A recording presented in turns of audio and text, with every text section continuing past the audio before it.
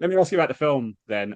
Mike, I wanted to start with you if that's all right, because I was reading the production notes about your first experience of seeing you in this video store when you were 5 or 6 and all these things. It just reminded me of my growing up because I'm of a generation of video stores and seeing all these things and just kind of like, oh, what's this film about? What are these covers like? Because the artwork back in those days was kind of the only way to sell the movie. Jumping off of that, was there any movies? And this is a question for both of you, but I'll chuck it to you first, Mike. A movie that you saw way too young that you probably shouldn't have done, but is still a movie that kind of sits with you even now. Gosh, there was a couple. I'm trying to go back like when I was very young.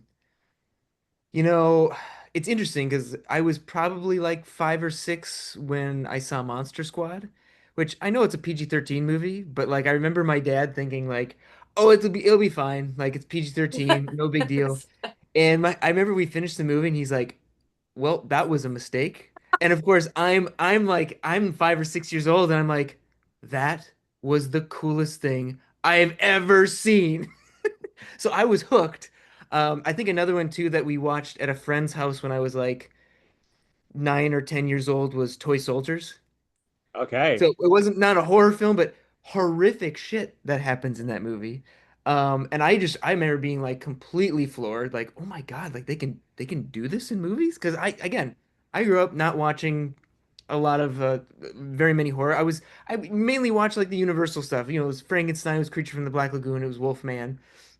You know, all the Indiana Jones films, which again, Indiana Jones films are actually they're pretty they can get The pretty crazy at heart, when he times. pulls the heart out, Well, see, what that's the the thing. I wasn't allowed to like I watched that movie when I was also very young, like I was 5 or 6. And I remember again, my dad was like, "Oh, I showed this to you too young. Damn it." But of course, I couldn't get that out of my mind. And now, I mean, Temple of Doom is one of my favorite films of all time.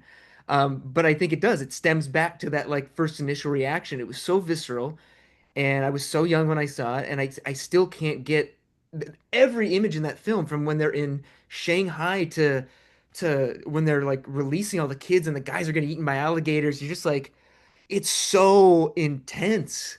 Sorry. I know that doesn't maybe answer your question about horror films per se, but like those were very formative movies, like when I saw those at a very young age. Yeah. I, Ruby, how I about you? Because I think we're all of similar ages growing up on kind of the 80s stuff. Yeah. So Yep. interesting. I was at my godfather's house and I I know people like laugh at me about this, but I watched The Fly. I don't know what compelled me to be like, oh, I could grab the VHS, but that traumatized me for years. I was terrified of every fly that I encountered. Him when he's interacting with Gina Davis and he like offers her, I think it's a donut and he vomits on the donut and he's like, "Oh, I oh my gosh, it really rattled me." And between that and then I remember being at a slumber party and they put it on. And I only made it to when he's like, "Hi, Georgie." And I had to call my mom and like, "You have to come and pick me up. I can't sleep over here." Because I lived in Manhattan. So I saw those little, those, what do you call those storm things on the street everywhere. So I was terrified of flies. And then I would look at every single one of those and go like, there's a killer clown down there. So it and the fly. You see, The Fly is still impactful because my wife hadn't seen it and I showed it to her about 2 years ago. And then afterwards, she was just like, why the hell did you ever show me this? Yes, I and can't I'm imagine Jeff telling you, I'm Goldblum like the every same anymore. fly. I'm like they've been hanging out on dead bodies and poop all day. They land and they vomit immediately. No.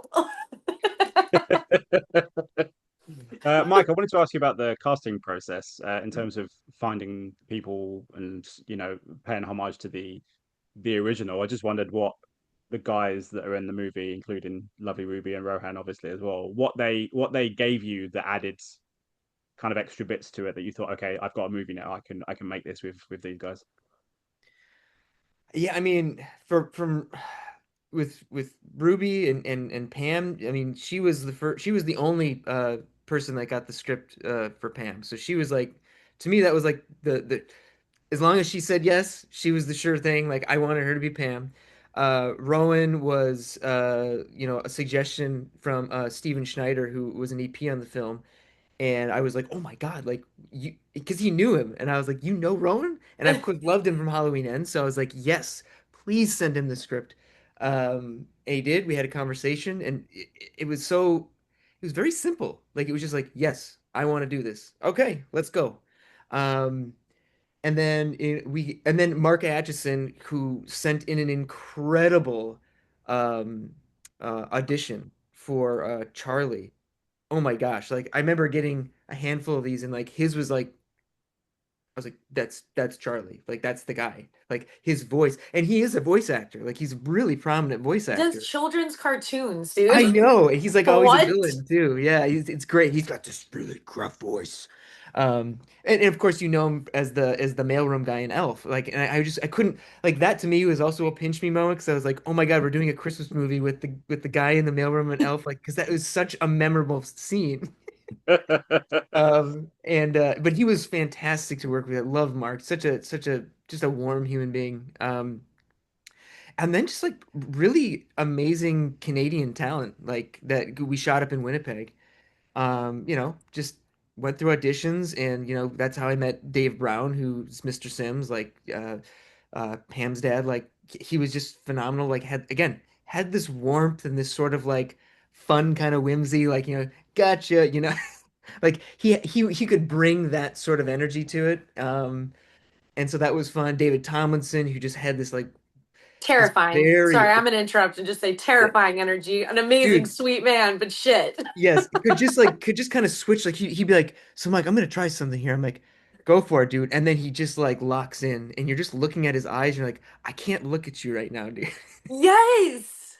Yeah. Well said. Yeah. And then of course you have Kristen Sawatsky, who is our stunt coordinator, but she was also she also played the foster mom in the movie. She's Um, creepy and and amazing. she's super intense, but like again, an amazing person, like so talented when it came to stunts, like was so helpful, like to Ruby and Yes. like taught Rowan all this stuff with an axe, like in an incredible team of people that she had. So yeah, it was. I'm telling you right now, the casting process for the movie, like even down to like the kids, was kind of a dream. Like we got incredible talent, and we got very lucky. Amazing. And very quickly, before my time runs out, Ruby, can I just get a little thing from you about playing Pam? What it was about playing Pam that interested you so much?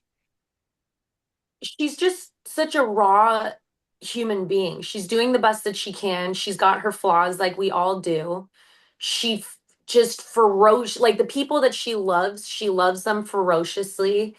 And her her finding Billy, I think, is just such a gift to both of them because they both have this manic rage about them, obviously, that they're able to calm, when they're with each other. So I mean, playing her not only as a dream, but it kind of came so, I don't want to say easy, not, that's the wrong word, but it was just like I can step into her shoes very easily. And I was goofing around with Mike because I said, thank you for giving me a platform to take out all my rage from those who have wronged me throughout my life.